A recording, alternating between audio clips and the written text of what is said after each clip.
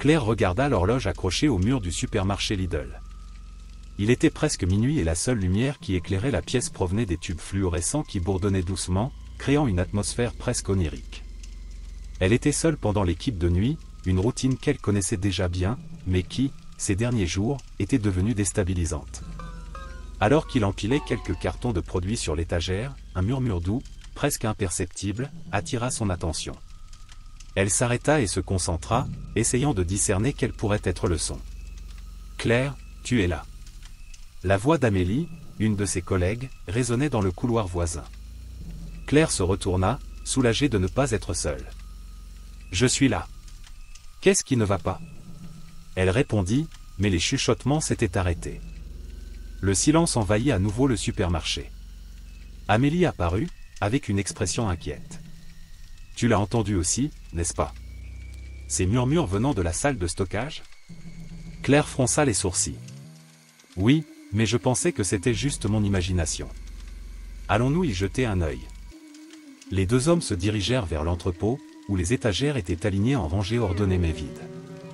L'endroit sentait le carton et la poussière et l'éclairage était médiocre. Claire sentit un frisson lui parcourir le dos en ouvrant la porte du débarras, comme si quelque chose les attendait. « On dirait qu'il n'y a personne ici, » dit Amélie à voix basse.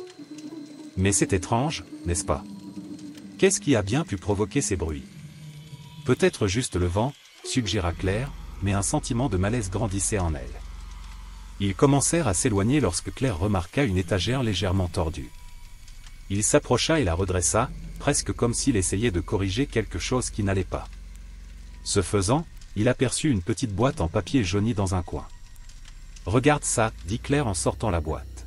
« Qu'est-ce qu'il y a ici ?» Amélie se pencha pour regarder. « Je pense que ce n'est probablement que de la foutaise.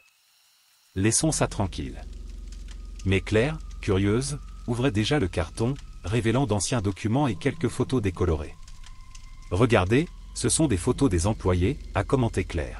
« On dirait que certains d'entre eux sont assez vieux. » Amélie a pris une des photos. « C'est troublant. Regardez comme ils ont l'air heureux. Mais attendez, qui est-ce » Elle désigna une femme au regard triste, presque perdu. « Je ne sais pas, mais il y a quelque chose qui ne va vraiment pas ici. » Claire ressentit un frisson et décida qu'il était temps de sortir de l'entrepôt. Mais dès qu'elle se retourna, elle se rendit compte qu'Amélie ne la suivait pas. « Amélie ? Allez, on ferait mieux de rentrer. » Amélie était pâle et ses yeux étaient fixés derrière Claire. « Claire, tu as vu ça ?» murmura-t-elle, la voix tremblante. Claire se retourna rapidement, mais il n'y avait rien.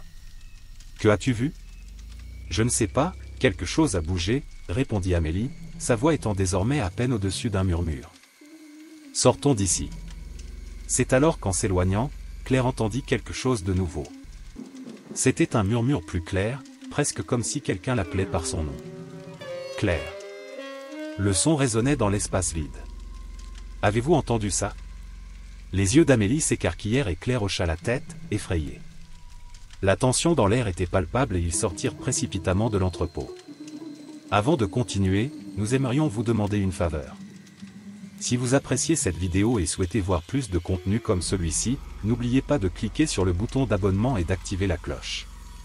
De cette façon, vous ne manquerez aucune mise à jour de notre part. Votre soutien nous aide à vous offrir le meilleur contenu possible. On continue. Le lendemain, l'ambiance dans le supermarché semblait plus lourde. Claire était en train d'organiser quelques produits lorsqu'elle s'est aperçue de l'absence d'Amélie. L'inquiétude commença à monter en elle.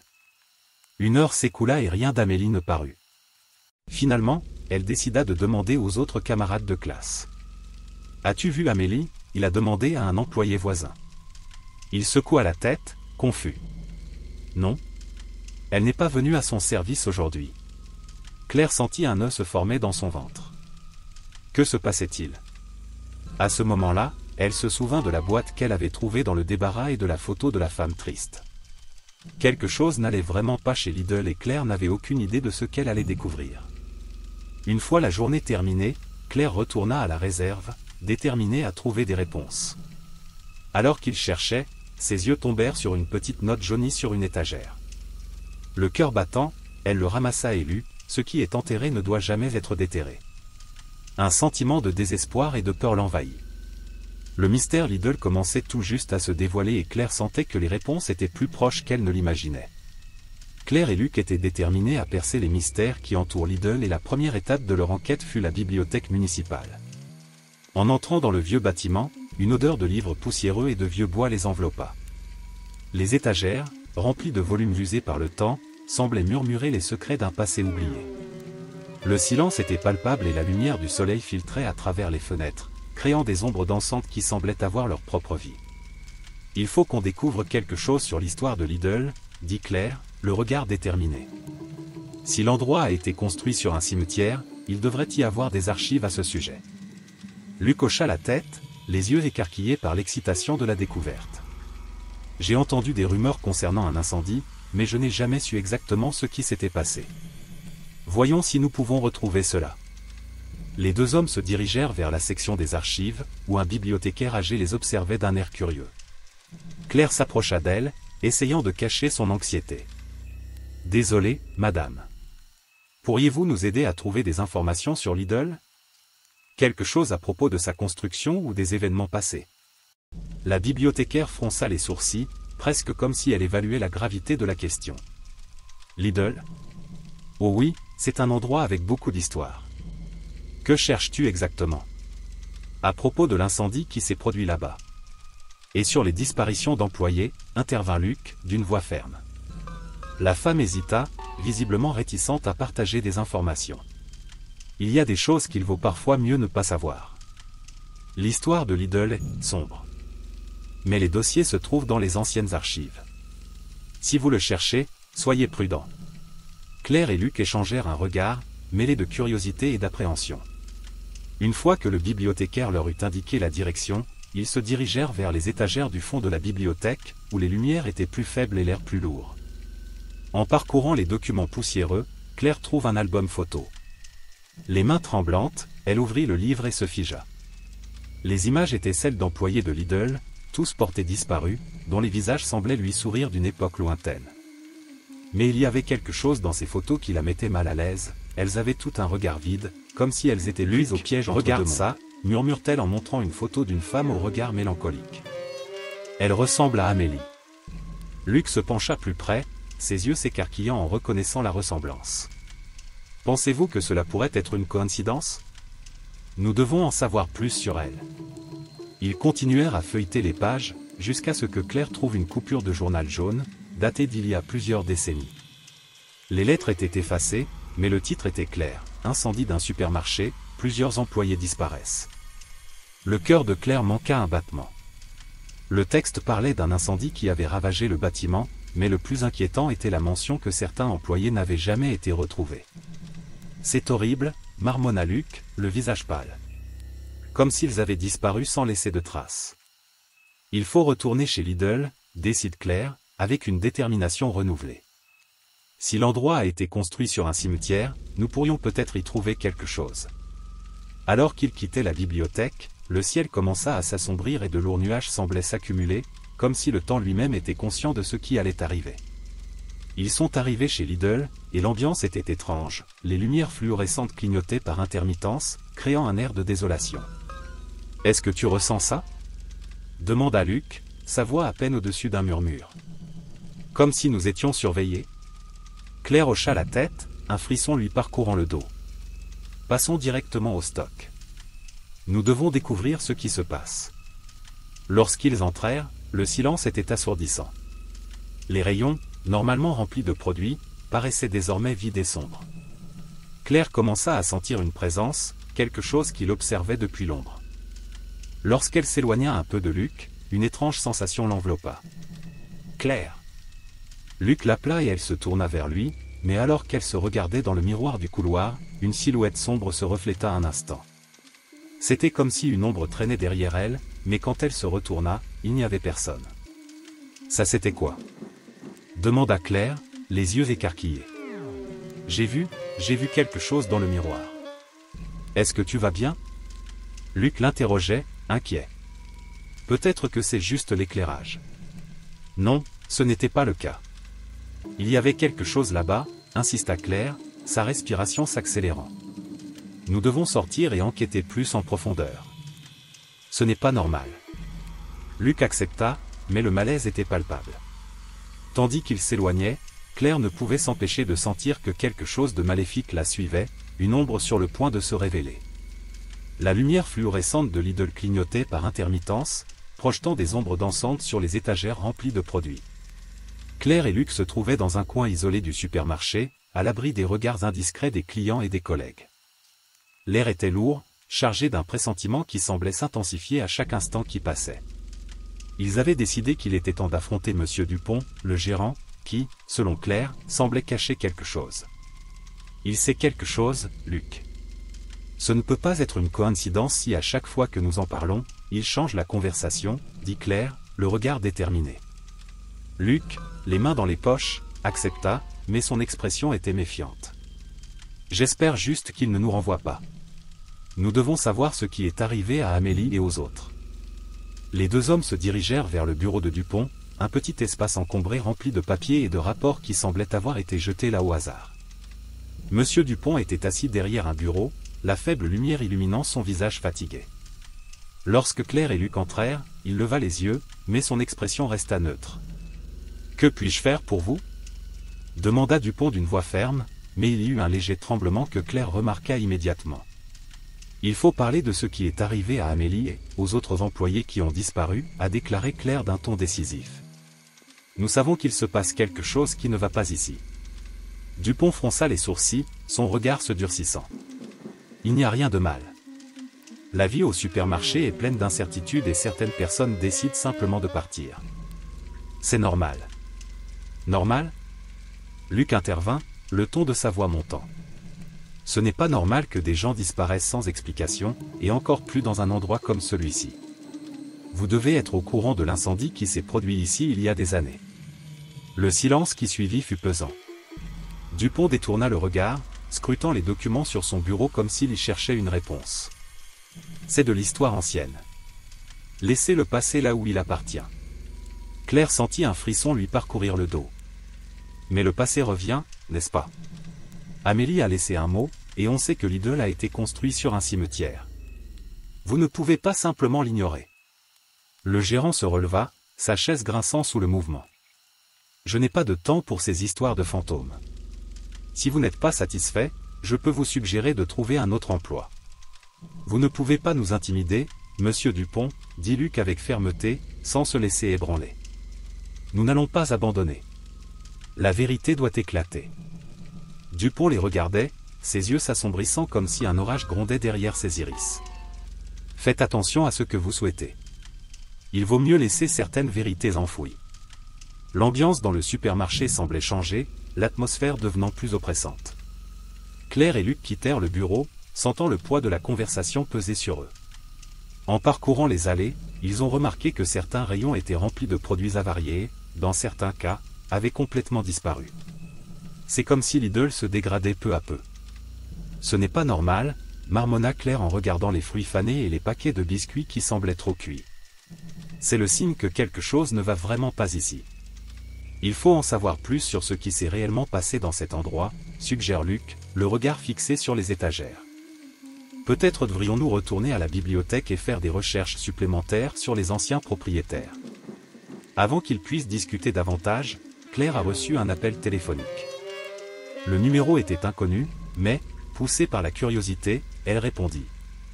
La voix à l'autre bout du fil était basse et floue, presque comme un murmure. Quittez l'idole avant qu'il ne soit trop tard. Le cœur de Claire manqua un battement. Qui es-tu ? Que veux-tu dire par là ?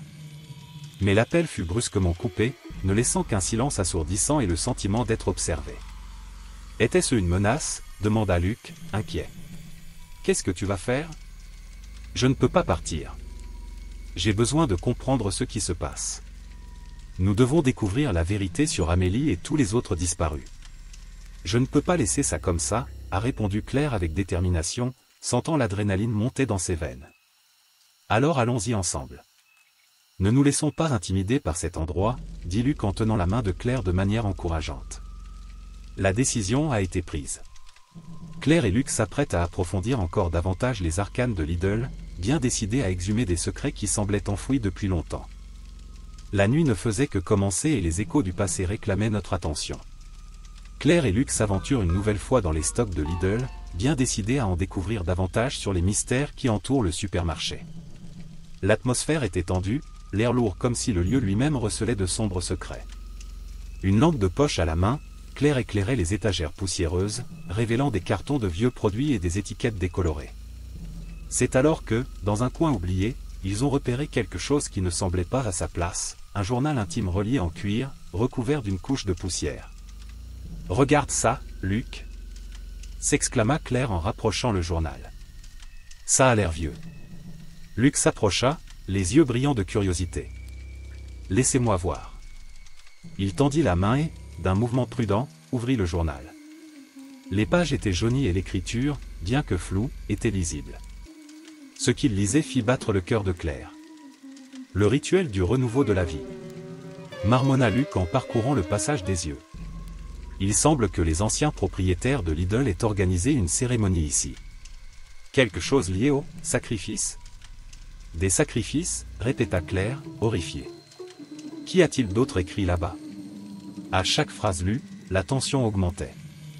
Le journal décrivait un rituel macabre qui impliquait l'invocation d'esprits en échange de la prospérité du lieu. À chaque récolte, il faut offrir un élu, lit Luc à voix haute, l'air sombre. Mon Dieu, cela ne peut pas être vrai. Claire sentit un frisson lui parcourir le dos. Cela doit être ce qui se passe ici. Les disparitions, sont-elles, proposées? Il faut prévenir les autres, dit Luc, mais Claire hésita. L'idée de semer la panique semblait encore plus risquée. Et s'ils ne nous croient pas? Et s'ils étaient les prochains? Murmura Claire, le regard fixé sur le journal comme s'il pouvait offrir plus de réponses. Mais avant que Luc ait pu répondre, un cri retentit dans le supermarché. C'était une voix familière, celle de Sophie, l'une des plus anciennes employées. Claire et Luc échangèrent un regard terrorisé et coururent vers le son. Lorsqu'ils atteignirent l'allée des produits laitiers, ils trouvèrent Sophie gelée, les yeux fixés au bout de l'allée.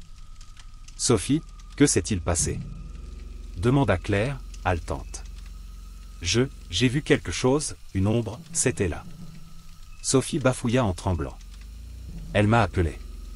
J'ai dit que je devrais la rejoindre. »« Rejoindre qui ?»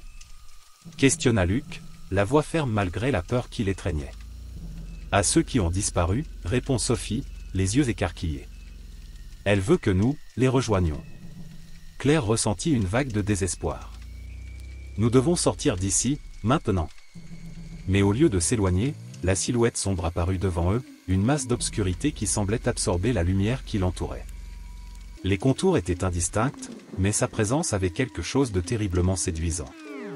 Claire sentit un pincement au cœur, comme si l'ombre lui offrait quelque chose qu'elle ne pourrait jamais avoir. « Viens, viens à moi, » murmura l'ombre, sa voix était comme un écho lointain et enveloppant. « N'ayez pas peur. Ensemble, nous serons plus forts. »« N'écoute pas ça !» cria Luc, tirant Claire en arrière. « C'est un truc. Ce n'est qu'une illusion. » « Mais, et si c'était réel ?» questionna Sophie, le regard perdu dans l'obscurité.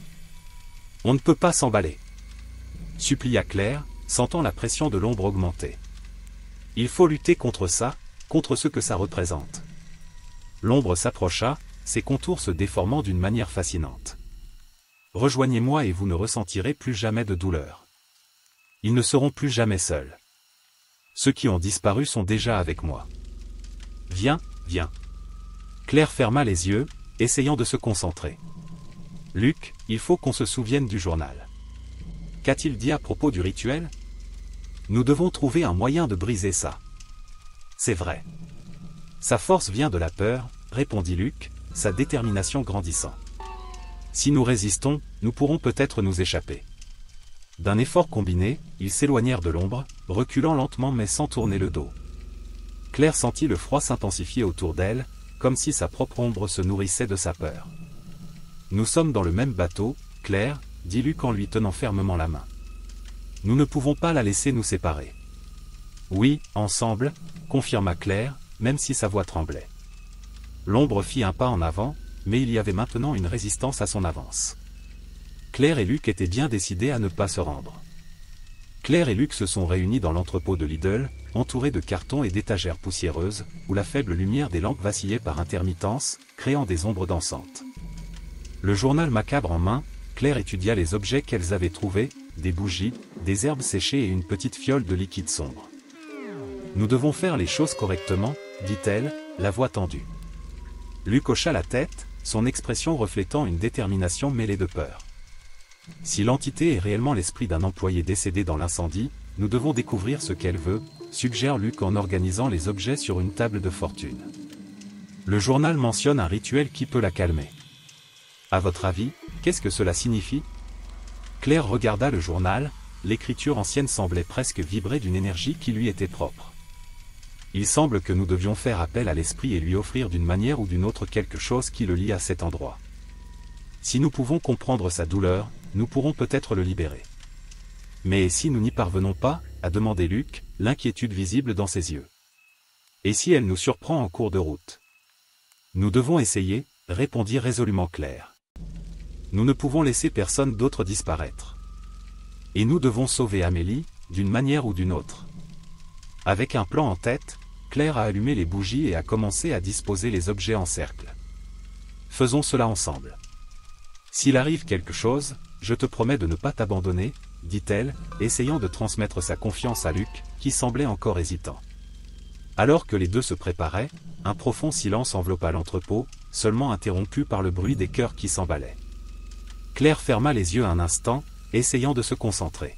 « Je vais commencer l'invocation, » dit-il d'une voix ferme. Luc se plaça à côté d'elle, lui tenant fermement la main. « Esprit qui habite ce lieu, viens à nous. Si vous avez quelque chose à dire, nous sommes là pour entendre votre douleur, » a commencé Claire, sa voix résonnant sur les murs froids du supermarché. Alors que les mots quittaient ses lèvres, une vague d'air glacial traversa la pièce, faisant dresser les poils de ses bras. Soudain, les bougies commencèrent à scintiller avec une intensité croissante et une ombre épaisse commença à se former dans le coin du magasin. « Claire, » murmura Luc, la peur transparaît dans son ton. « Qu'est-ce que c'est » L'ombre est devenue plus dense, prenant une forme humaine, mais avec des contours déformés et grotesques. Les yeux de l'entité brillaient d'une lumière intense, révélant un regard plein de douleur et de colère. « Tu ne devrais pas être ici, » grogna l'ombre, la voix résonnant dans l'espace comme un tonnerre lointain. « Tu ne sais pas ce que tu as fait. »